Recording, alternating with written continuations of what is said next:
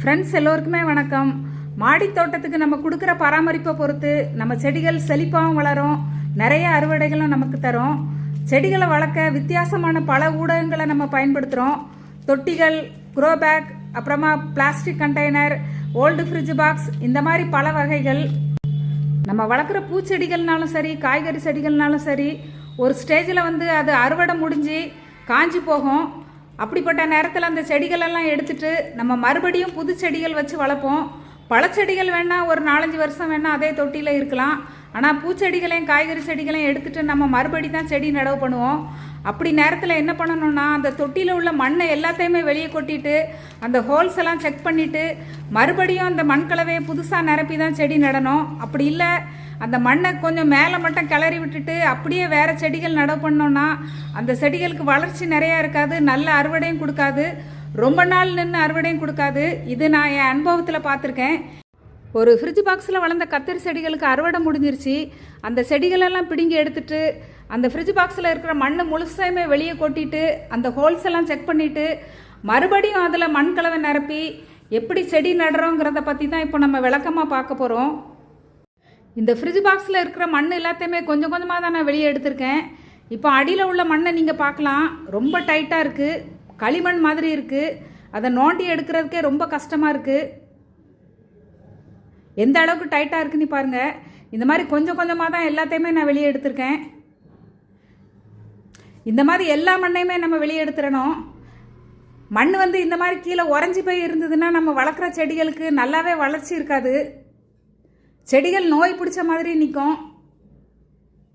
மண்புழுவும் அதில் நிறைய இருக்குது பாருங்கள். மண்புழு நிறைய இந்த மாதிரி இருந்ததுன்னா ஹோல்ஸை தான் முதல்ல அடைக்கும். ஒரு பசை மாதிரி மண்ணை வச்சு ஹோல்ஸை அடைச்சிரும். ஹோல்ஸை அடைச்சாலே செடிக்கு வளர்ச்சி இருக்காது. ஃப்ரிட்ஜ் பாக்ஸில் உள்ள மண் எல்லாத்தையுமே வெளியே எடுத்துட்டோம். இந்த மாதிரி கவுத்தி போட்டிருக்கேன் பாருங்கள். ஹோல்ஸ் எந்த அளவுக்கு நிறைய போட்டிருக்கேன்னையும் பாருங்கள். நீங்களும் ஃப்ரிட்ஜ் பாக்ஸில் செடி வளர்க்குறதா இருந்தால் இந்த அளவுக்கு நிறைய ஹோல்ஸ் போடுங்க. எல்லா ஹோல்ஸையுமே மண்புழுக்கள் அடைச்சி தான் வச்சுருக்கு. கையை வச்சு இது பண்ணி விட்டோம்னா அது போக மாட்டேங்குது. ஒரு குச்சியை வச்சு நல்லா குத்தின புறம் தான் போகுது. அந்த அளவுக்கு டைட்டாக அடைச்சி வச்சுருக்கு. இந்த மாதிரி அடைச்சி வைக்கிறதுனால தண்ணி சரியாக வெளியேறாது. தண்ணி சரியாக வெளியேறலைன்னாலே செடிக்கு வளர்ச்சி இருக்காது. நீங்கள் தொட்டிகளில் செடி வளர்த்தாலும் சரி, குரோ பேக்கில் செடி வளர்த்தாலும் சரி, அறுவடை முடிஞ்ச அப்புறம் எல்லா மண்ணையுமே வெளியே கொட்டிட்டு ஹோல்ஸை இந்த மாதிரி செக் பண்ணுங்கள். சில நேரங்களில் செடிகளோட வேர்கள் அடியில் ஜல்லடை மாதிரி பரவி இருக்கும். அப்படி வேர் பரவி இருந்தாலும் மறுபடியும் அந்த தொட்டியில் நடவு பண்ணுற செடிகளுக்கு நல்ல வளர்ச்சி இருக்காது. இப்போ இந்த மாதிரி ஹோல்ஸ் எல்லாத்தையுமே செக் பண்ணிக்கிட்டோம். மறுபடியும் புதுசாக மண்கலவை எப்படி நிரப்புறதுன்னு பார்க்கலாம். ஃப்ரிட்ஜ் பாக்ஸில் கொஞ்சமாக மண்கலவை போட்டிருக்கேன். ஓட்டை வழியாக தண்ணி நல்லா வெளியேறணுங்கிறதுக்காக ஓடு ஏதாவது அந்த ஓட்டை மேலே வைக்கலாம். இந்த மாதிரி ஏதாவது ஒன்று வச்சுக்கிடணும். அப்போ தான் அந்த மண்ணும் வெளியே கொட்டாமல் இருக்கும். இந்த பழைய மண்கலவையில் கொஞ்சம் எம்சாண்டு கொஞ்சம் உரம் கலந்து தான் நான் போட்டிருக்கேன். நீங்கள் புதுசாக மண்கலவை தயாரிக்கிறதா இருந்தால் மண் ஒரு பங்கு, உரம் ஒரு பங்கு, கோகோபிட் ஒரு பங்கு, அது கூட ஆற்று மண் சேர்த்துக்கிடுங்க. ஆற்று மண் உங்களுக்கு கிடைக்கலன்னா நீங்கள் நைஸ் எம்சாண்டு சேர்த்துக்கலாம். இந்த மாதிரி எம்சாண்டு போட்டிருக்கேன் பாருங்கள். உரங்கள் நான் நிறைய சேர்க்கலை. இது பழைய மண்கலவைங்கிறதுனால உரங்கள் கொஞ்சமாக தான் நான் சேர்த்துருக்கேன். நம்ம ஆற்று மண்ணாவது எம்சாண்டாவது சேர்க்குறப்போ தான் அந்த மண் பசைத்தன்மை இல்லாமல் இருக்கும். பசைத்தன்மையோட மண்கலவை இருந்ததுன்னா மண்புழுக்கள் நிறைய பெருகி அந்த மண்ணை இன்னும் களிமண் மாதிரி ஆக்கிரும். இப்போ இந்த மண்கலவை கிட்டத்தட்ட ஒரு விரல் உயரத்துக்கு நான் போட்டிருக்கேன். இதில் அதிகமாக உரங்கள் சேர்க்கலைன்னு சொல்லியிருந்தேன். உரத்துக்கு பதிலாக இந்த மாதிரி அறுவடை முடிஞ்ச செடிகளை நம்ம போட போகிறோம். கீழே மண்கலவை போட்டுட்டு தான் மறுபடியும் இந்த செடிகளை போடணும். ஸ்ட்ரெயிட்டாக கொண்டு ஃப்ரிட்ஜ் பாக்ஸில் முதல்ல இந்த மாதிரி செடிகளை போடக்கூடாது. அப்படி போட்டோம்னா மக்காது, ஃபங்கஸ் வர்றதுக்கு கூட வாய்ப்பு இருக்குது. மண்கலவை நிரப்பிட்டு மேலே இந்த மாதிரி போடணும். போட்டுட்டு மறுபடியும் மண் போட்டு மாறி மாறி போட்டுக்கிட்டு வரணும். இப்போ அந்த காஞ்ச செடிகள் மேலே நம்ம மண்கலவை நிரப்பியிருக்கோம் பாருங்கள். மண்கலவை ஓரளவு நிரப்பிட்டு மறுபடியும் அந்த காஞ்ச செடிகள் போடலாம். இந்த மாதிரி மாற்றி மாற்றி போட்டுக்கிட்டே வரணும்.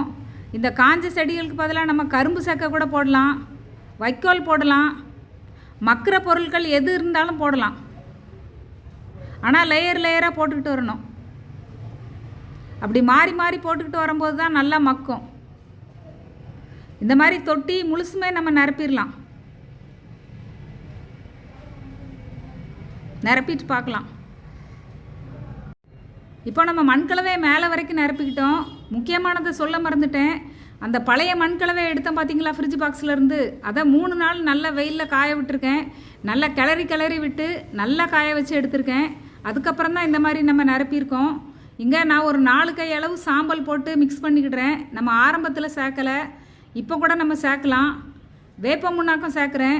இந்த மாதிரி சேர்க்குறதுனால மண்கலவை ரொம்ப சத்தானதாகவும் மாறுது. நம்ம நடவு பண்ணுற செடிகள் நோய் எதிர்ப்பு சக்தியோடையும் வளரும், பச்சை பசையிலையும் வளரும். வேர் சம்மந்தமாக எந்த பிரச்சனையும் செடிக்கு வராது. இந்த மாதிரி நல்லா மிக்ஸ் பண்ணி விட்டுடலாம். உயிர் உரங்கள்லாம் நான் இது வரைக்கும் நம்ம கார்டனுக்கு கலந்தது கிடையாது. இந்த அசோஸ்பைரிலம், சூடோமோனஸ், பாஸ்போபாக்டீரியா, பொட்டாஸ் பாக்டீரியான்லாம் சொல்கிறாங்க பார்த்தீங்களா, அதெல்லாம் இது வரைக்கும் நம்ம கலந்ததே கிடையாது. சாம்பல் தான் நான் அதிகமாக பயன்படுத்துகிறேன். வேப்ப முன்னாக்கு இப்போ கொஞ்ச நாளாக தான் நான் பயன்படுத்துகிறேன். ஒரு 3 மாதம்தான் ஆகும் வாங்கி. அதுக்கு முன்னாடி வேப்ப முன்னாக்கெலாம் நம்ம கார்டனுக்கு பயன்படுத்தினது கிடையாது. நம்ம வீட்டில் தயாரிக்கிற உரங்கள் மட்டுமே நம்ம செடிகளுக்கு நான் கொடுத்துக்கிட்டு வரேன். இந்த மாதிரி நல்லா மிக்ஸ் பண்ணிக்கிடுறோம்.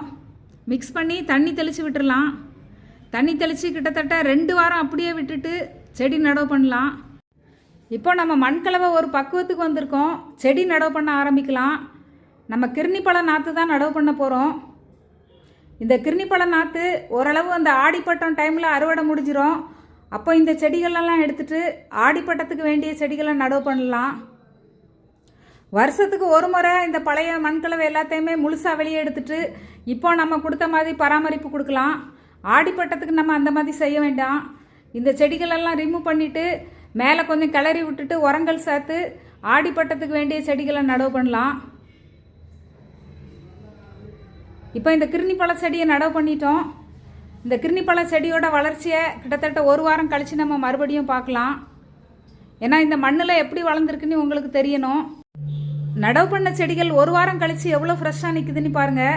அந்த தொட்டிகளில் வேறு கீரை செடிகள், களை செடிகள் எல்லாமே நல்லா செழிப்பாகவே வளர தொடங்குது. ஏற்கனவே மாடி தோட்டம் வச்சு அனுபவப்பட்டவங்க அவங்க அனுபவங்கள் மூலமாக எப்படி பராமரிப்பு கொடுக்கணும்னு தெரியும். ஆனால் பிகினர்ஸுக்கு அனுபவம் இல்லாதவங்களுக்கெல்லாம் எப்படி இந்த பழைய தொட்டிகளுக்கு பராமரிப்பு கொடுக்கணும்னு தெரியாது. நம்ம வீடியோ மூலமாக அவங்களுக்கு ஒரு புரிதல் ஏற்படலாம். இந்த வீடியோ உங்களுக்கு ரொம்ப பிடிச்சிருக்கோன்னு நினைக்கிறேன். பயனளிக்கும் விதத்தில் அமைஞ்சிருக்கோன்னு நான் நம்புகிறேன். நீங்களும் அப்படி நினச்சிங்கன்னா நம்ம சேனலை சப்ஸ்கிரைப் பண்ணுங்கள், உங்கள் நண்பர்களுக்கெல்லாம் ஷேர் பண்ணுங்கள். மறக்காமல் உங்கள் கருத்துக்களையும் கமெண்ட் செக்ஷனில் பதிவு பண்ணுங்கள். நன்றி, வணக்கம்.